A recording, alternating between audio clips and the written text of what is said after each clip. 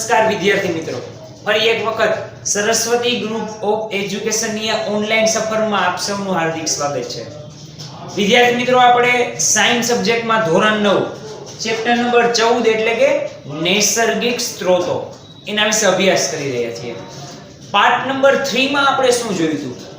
તો કે આપણે ઘણી બધી એવી આબોહવાને લગતી વસ્તુઓ જોઈ હતી, જેમ કે પવનનું સર્જન, સમુદ્રમાંથી કઈ રીતે પવન ઉત્પન્ન થાય છે, જમીનમાંથી કઈ રીતે પવનનું સર્જન થાય છે, તટીય પ્રદેશમાં પવનની દિશા દિવસ દરમિયાન, રાત્રિ દરમિયાન કઈ પ્રકારની હોય છે, એટલે કે સમુદ્રથી જમીન હોય છે કે જમીનથી સમુદ્ર હોય છે, એ આપણે આઈડિયા બાળકો ક્લિયર કર્યો હતો. અને આઈ હોપ કે તમને જે સિમ્પલ થિયરી હતી એ સમજાઈ પણ ગઈ હશે. એમાં વધારે કઈ એવું ખાસ હતું નહીં. આજે પણ એટલે કે પાર્ટ નંબર 4 માં પણ આપણે આજે એવી સિમ્પલ થિયરી જ સમજવાની છે, જે તમને ઓલરેડી ખબર જ હશે. એક્ઝામ્પલ તરીકે આ પ્રશ્નનું તમે ટાઇટલ વાંચો, શું? તો કે વરસાદ. અત્યારે જ તમે જાણો છો કે ચોમાસાની મસ્ત સીઝન છે. આ સીઝનનો ખૂબ જ સારો એવો વરસાદ પડી ગયો છે બધે. તો આ વરસાદ કઈ રીતે પડે છે એ તમારે આ પ્રશ્નમાં માહિતી આપવાની છે. જો કે તમે જ્યારે નાના હતા બાળકો ત્યારથી તમે વરસાદ વિશે ભણતા આવો છો, સાયન્સમાં ખાસ તો, કે કઈ રીતે વરસાદ બને છે. એને આપણે વોટર સાયકલ કહેતા, કે પૃથ્વી ઉપર જ્યાં જ્યાં પાણી હોય ત્યાં ઉનાળામાં સૂર્યના કિરણો પડે, પાણીની બાષ્પ થાય, ઉપર વાદળા બંધાય અને એ પાછા ચોમાસા સ્વરૂપે નીચે પડે. એ તમે જાણો જ છો. બસ એ જ વસ્તુ આપણે આ પ્રશ્નમાં જોવાની છે, પણ થોડાક એવા શબ્દ ખાલી ચેન્જ હશે, બાકી મેથડ એને એ જ છે, એનો કોન્સેપ્ટ એને એ જ છે, એમાં કોઈ પ્રકારનો ચેન્જ નથી. ઓકે, તો ચાલો આપણે જોઈએ વરસાદ. પૃથ્વી પરના જળ સ્ત્રોતોમાં દિવસ દરમિયાન પાણીનો ભાગ ગરમ થઈ બાષ્પ બને છે. જો આ સાવ સિમ્પલ મેં કીધું એમ. પૃથ્વી પરના જળ સ્ત્રોતો એટલે સમુદ્ર, નદી, તળાવ, ઝરણા, ડેમ, કુવા, આ બધાય આવી ગયા. આ બધાય પૃથ્વી ઉપરના જળ સ્ત્રોત જ છે. હવે ઈ શું થાય? તો કે દિવસ દરમિયાન ઉનાળામાં ખાસ પાણીનો ભાગ હોય ને ગરમ થઈ જાય, અને ગરમ થાય પછી શું થાય? તો કે બાષ્પમાં રૂપાંતર થવાનું ચાલુ થાય. એ તો તમે જાણો જ છો, બાષ્પમાં રૂપાંતરણની પ્રક્રિયા. પછી આગળ તો કે આ બાષ્પ હવા બની વાતાવરણમાં જાય છે. બાષ્પ શું બની જાય? હવા બની જાય, તમે જાણો જ છો. અને ક્યાં વહી જાય? ઉપરના વાતાવરણમાં હવા બની વહી જાય. પહેલા શું થયું? પાણી હતા, સૂર્યનો તડકો પડ્યો, પાણી ગરમ થયું, ગરમ થઈને બાષ્પ બનીને વાતાવરણમાં વહી ગઈ. હવે આગળ સૂર્ય ઉષ્માથી હવા પણ ગરમ થાય છે, અને આ ગરમ હવા બાષ્પને લઈને ઉપર તરફ વહે છે. આ જે હવા હતી ને, આ હવા એ ગરમ થઈ જાય, અને હવા પણ ગરમ થાય એટલે ક્યાં જવા માંડે? ઉપર જવા માંડે. શું કામ? ગરમ થાય એટલે પાતળી થઈ જાય, અને પાતળી થઈ જાય એટલે હંમેશા ક્યાં વહી જાય? ઉપર વસ્તુ વહી જાય. એટલે સૂર્યની ગરમીથી હવાય પાતળી થઈ જાય અને બાષ્પ સ્વરૂપે થઈને વાતાવરણમાં ઉપરની તરફ વહેવા લાગે છે. પછી જેમ જેમ હવા ઉપર તરફ જાય તેમ તેમ તે ઠંડી પડે. નીચે હતી તો કેવી હતી? ગરમ હતી. તો ગરમ હોય એટલે સ્વાભાવિક જ છે કે ઉપર જશે. ઉપર જશે એટલે કેવી પડશે? ઠંડી પડશે. પછી ઠંડી હવા બાષ્પના નાના નાના બિંદુઓમાં પરાવર્તિત થાય છે. પેલા ગરમ હતી, ઉપર ગઈ તો ઠંડી પડી ગઈ. ઠંડી પડતા એ શું થઈ જાય? બાષ્પના નાના નાના બિંદુઓમાં પરાવર્તિત થઈ જાય. હવામાં રહેલા ધૂળના રજકણો તે બિંદુની ફરતે એકત્રિત થાય છે. જો આને આવું થતું હોય, ધારો કે આ જે સમુદ્ર છે એમાંથી બાષ્પ બનીને ઉપર ગયું, ત્યાં એક બિંદુ બન્યું આખું. ગરમ હતી, ગરમ થઈને ઉપર ગઈ, ઠંડી થઈ એટલે બિંદુ બન્યું. બિંદુની ફરતે શું થશે? તો કે ધૂળના રજકણો ભેગા થશે. આ બિંદુ છે ધારો કે નાનું, ફરતે ધૂળના રજકણો ભેગા થશે. આમ આવી રીતના જાય છે. હવામાં રહેલા ધૂળના રજકણો તે બિંદુની ફરતે એકત્રિત થશે. ઉપર હવા તો હશે જ, અહીંયા થોડીક એવી ધૂળ તો હોવાની જ છે. એ જે ધૂળના રજકણો છે આ બિંદુની ફરતે ઘેરાઈ જાય. પછી મોટા પ્રમાણમાં આવા બિંદુઓ એકત્રિત થતા વાદળા બંધાય છે. હવે આવા ઘણા બિંદુ ભેગા થઈ જાય તો એક આખું શું થઈ જાય? વાદળું થઈ જાય આખું. આવા બિંદુઓ ભેગા થવા માંડે તો એ આખું વાદળમાં બિંદુ પરાવર્તિત થઈ જાય. વાદળ તમે જોયું જ હશે. આ એક બિંદુ છે, આવા કેટલા બધા બિંદુ ભેગા થાય, ઘણા બધા. ત્યારે આખું શું બની જાય? વાદળ બની જાય. ઘણા બધા શું કામ ભેગા થશે? કારણ કે પૃથ્વી ઉપર ઘણી બધી જગ્યાએ પાણી છે. તો એ બધી જગ્યાએ શું થયું હોય? બાષ્પ બની હોય. એટલે બધું પાણી ક્યાં ગયું હોય? ઉપર. અને બધે ઉપર જઈને શું કર્યું હોય? આવા બિંદુ ભેગા થયા. બિંદુ બધા ભેગા થઈ જાય તો આવું વાદળ બની જાય. આગળ જોઈએ આપણે. પાણીના નાના નાના બિંદુઓમાં સંઘનનની ક્રિયાથી બિંદુઓમાં કદમાં વધે છે. જો આ નાના નાના બિંદુઓ છે, સંઘનન એટલે શું? તો કે ભેગું થવું. તો આ શું થાય? આ બે બિંદુ ભેગા થઈ જાય તો આવડું મોટું બિંદુ થઈ જાય. એમ આની હારે બીજું કોઈ મોટું બિંદુ હશે તો આમ મોટા બિંદુ થઈ જાય. કદ વધી જાય. જો અહીં લખ્યું છે શું થાય? કદમાં વધે છે. આવા જે નાના નાના બિંદુ હતા ને એકબીજાના ભેગા થઈ જાય એટલે શું થઈ જાય? કદમાં વધારો થઈ જાય. તમે આ જે પ્રક્રિયા છે તમે ઘરે પણ કરી શકો. કઈ રીતે? તો કે તમે ગેસ ઉપર થોડુંક એવું પાણી તપેલીમાં લઈને માથે એક વસ્તુ ઢાંકી દેજો, ડીશ. પછી ગેસ ચાલુ કરજો. થોડી વાર પછી જોશો તો તપેલીમાંથી પાણી ગાયબ થઈ ગયું હશે. એ બધું પાણી ક્યાં વહી ગયું હશે? તો કે તમે જે માથે પાત્ર ઢાંકેલું હશે, ડીશ, એની ઉપર ટીપા સ્વરૂપે પડી ગયું હશે. જોજો ત્યાં ઉપર વહી ગયું હશે. પછી ડીશને તમે આમ લેશો ને તો એક ધારું પાણી નીચે પડશે. જે નીચે હતું ને તપેલીમાં એ જ પાણી ઉપર જઈને પાછું નીચે પડશે ટીપા સ્વરૂપે ધીમે ધીમે. એ શું છે? તો કે આ વરસાદની જ પ્રક્રિયા છે, પરંતુ બહુ નાના સ્કેલ ઉપર છે. બસ આ જ વસ્તુ થતી હોય પણ એ બહુ મોટા સ્કેલ ઉપર થતી હોય એટલે આપણને વરસાદ સ્વરૂપે લાગે. કારણ એવું શું કામ થયું? કારણ કે આપણી તપેલીમાં થોડું અમથું જ પાણી હતું, જ્યારે આ પૃથ્વીમાં તો કેટલું બધું પાણી છે. તો બધું ઉપર જવાનું છે અને જેટલું ઉપર જશે એટલું જ ક્યાં આવશે? પાછું નીચે આવશે. એ તમે જાણો જ છો. એટલે આ પ્રક્રિયા એવી રીતના થતી હોય. ઓકે. ક્યારેક હવાનું તાપમાન ઓછું થતા હિમવર્ષા કે કરાના સ્વરૂપે પણ પડે છે. જો ઘણી વખત આવડા મોટા મોટા વરસાદના ટીપા પડતા હોય અને બરફ સ્વરૂપે પણ પડતા હોય. શું કામ? હવાનું તાપમાન ઓછું થઈ ગયું હોય. તાપમાન ઓછું થઈ જાય એટલે શું થઈ જાય? પાણી જામવા માંડે. પાણી જામે એટલે તમને ખબર જ છે શું બને? બરફ જ બનવાનું છે.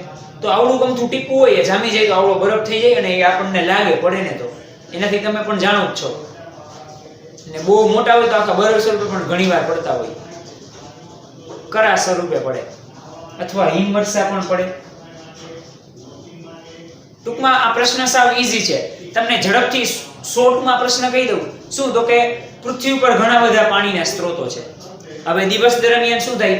ઉષ્મામાં રૂપાંતર થઈ જાય હવામાં. હવા પાછી ક્યાં જાય? ગરમ થાય એટલે ઉપર વહી જાય. પાતળી પડે એટલે ઉપર જાય. ઉપર જતા ઠંડી પડે. ઠંડી પડશે એટલે શું થાય? તો કે બાષ્પમાં રૂપાંતરિત થાય. હવે ઈ બાષ્પના બિંદુમાં ધૂળના રજકણો એની ફરતે ભેગા થાય. આ એક બિંદુ હતું. આવા ઘણા બિંદુ ભેગા થાય એટલે ઘણા બધા બિંદુ ભેગા થયા એટલે કદમાં શું થયો? સંઘનનની ક્રિયાથી કદમાં વધારો થયો અને આવા મોટા મોટા કદના બિંદુઓ ભેગા થઈને એક આખું વાદળું બનશે અને એ વાદળું પાછું વરસાદ સ્વરૂપે પૃથ્વી પર પડશે. એ જ પ્રશ્ન આપણે જોવાનો હતો કેમ કે આપણા પ્રશ્નનું નામ જ શું છે? વરસાદ. ડન.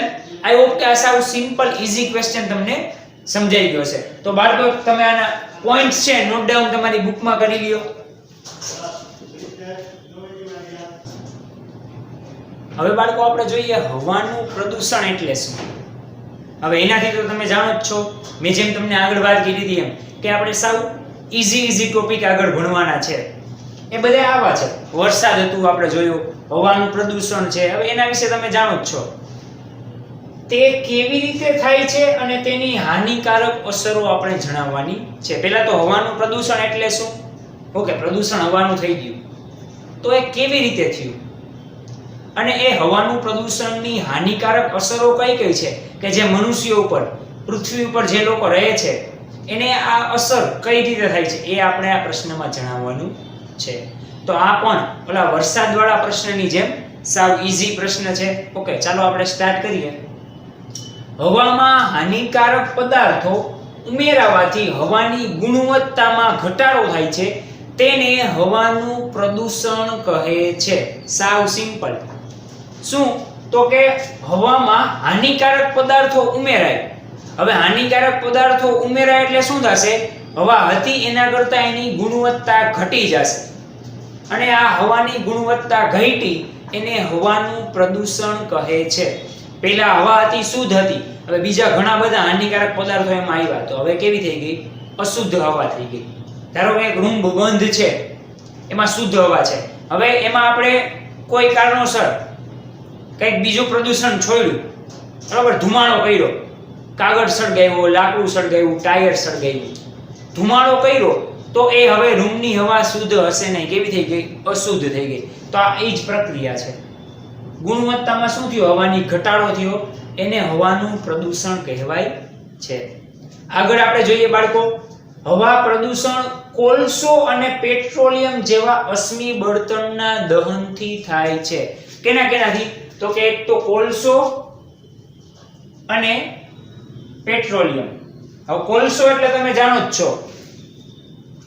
બીજું પેટ્રોલિયમ એટલે પેટ્રોલ, કેરોસીન, ડીઝલ, ઓઇલ, આ બધી વસ્તુ આવી ગઈ.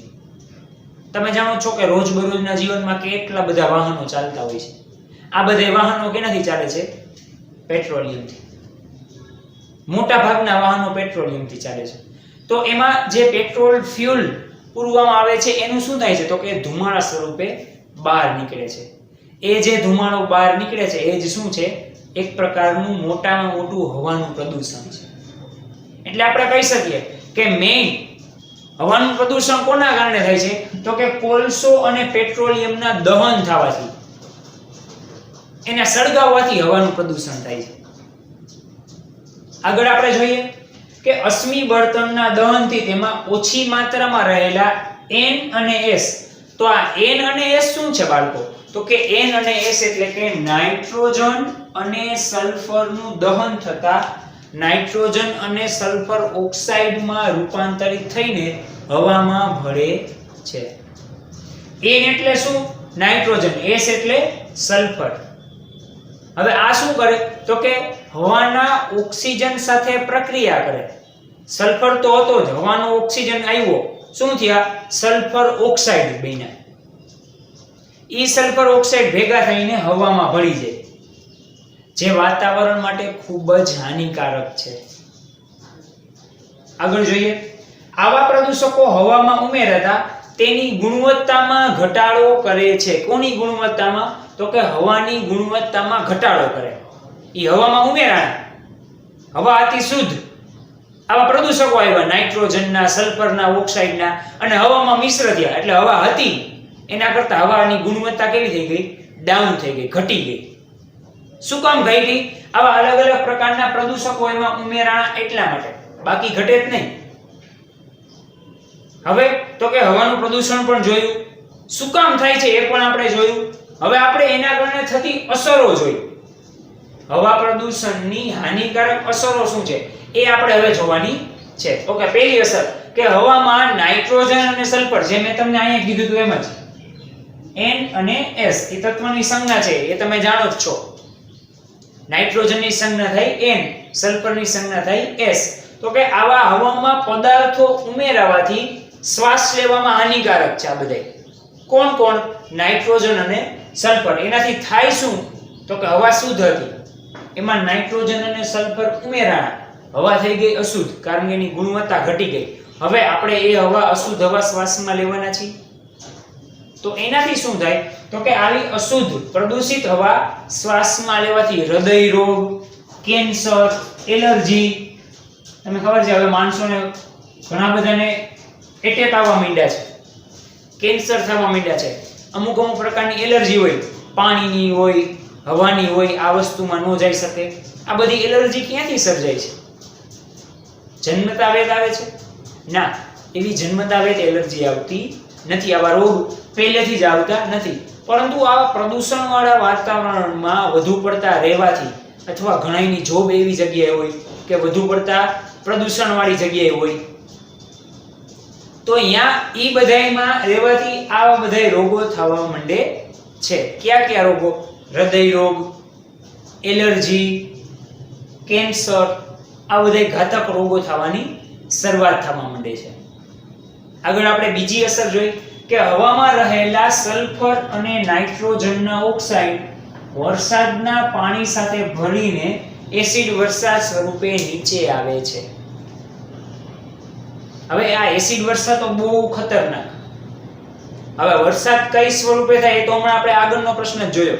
વરસાદ કઈ રીતે થાય કે ઉપરના બિંદુઓ ભેગા થઈને મોટા બિંદુ, નાના બિંદુ સંઘનન થઈને મોટું બિંદુ બને, અને એવા મોટા બિંદુ ભેગા થઈને વાદળ બને, અને એ વાદળ વરસાદ સ્વરૂપે પૃથ્વી ઉપર પડે.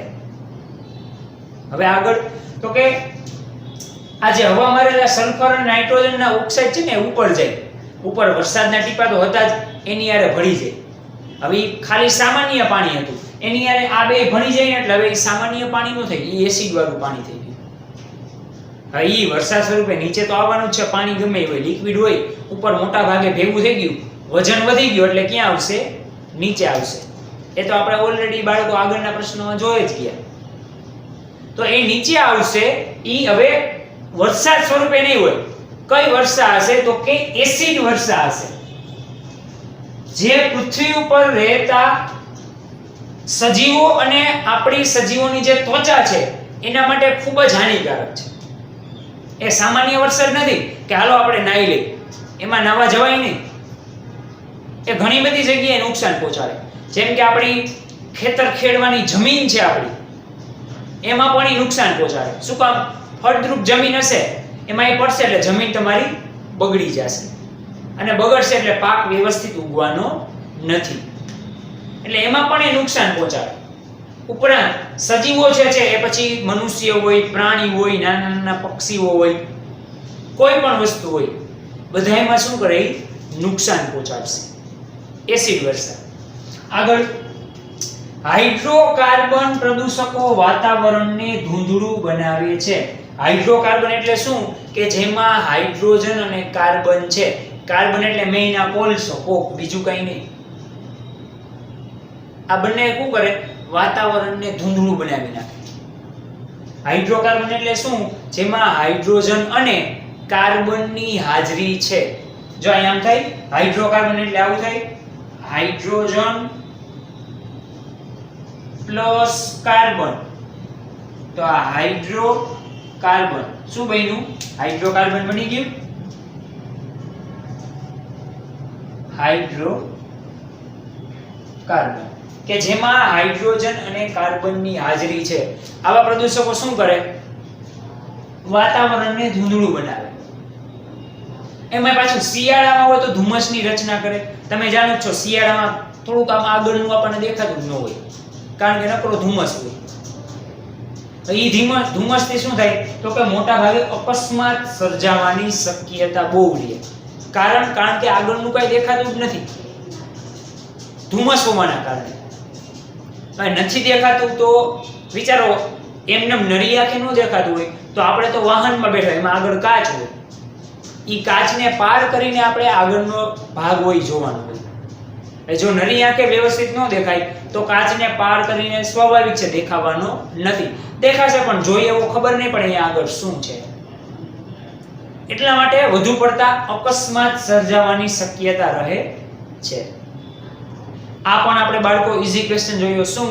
તો કે કઈ રીતે હવાનું પ્રદૂષણ એટલે શું? તો કે અનિચ્છનીય પદાર્થો, હાનિકારક પદાર્થો હવામાં ઉમેરાય એને હવાનું પ્રદૂષણ કહેવાય. હવે આવા પદાર્થો ક્યાં ક્યાં છે? તો કે સલ્ફર છે, નાઇટ્રોજન છે, કોલસો છે, પેટ્રોલિયમ છે. આ બધું હવામાં ભળે એટલે હવાની ગુણવત્તા ઘટાડે.